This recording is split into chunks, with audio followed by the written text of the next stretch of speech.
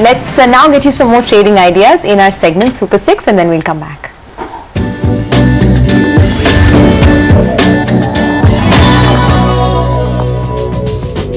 Our first recommendation would be buy on Strides Arcolab for a target of 1240. Stop loss would be 1180.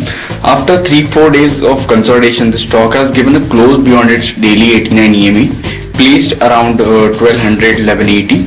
The hourly chart looks quite encouraging as the stock has given a breakout from its trendline resistance zone of 1170 on a closing basis with substantial rise in volumes. Thus, going forward, we expect this momentum to continue towards 1235 1240 over the next few trading sessions.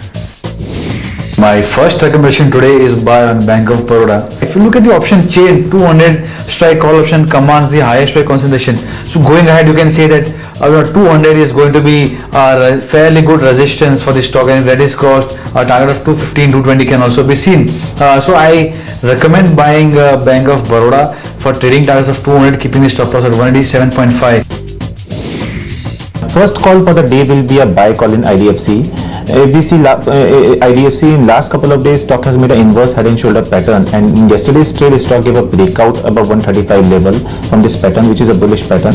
So we are expecting that from these levels, IDFC may continue to see some more buying, and on higher side can test 146 to 148 level. And so at current level, one may go long in IDFC, keeping the stop loss of 135, and higher side target will be 146. Our second recommendation would be to short Maruti Suzuki for a target of 4300, stop loss 4680. During the weekly candle of 24 August, this stock confirmed a bearish gravestone doji pattern around its recent peak. This clearly indicates that the higher degree trend is negative. Thus, the recent bounce from the low levels we are interpreting as a pullback or a relief rally.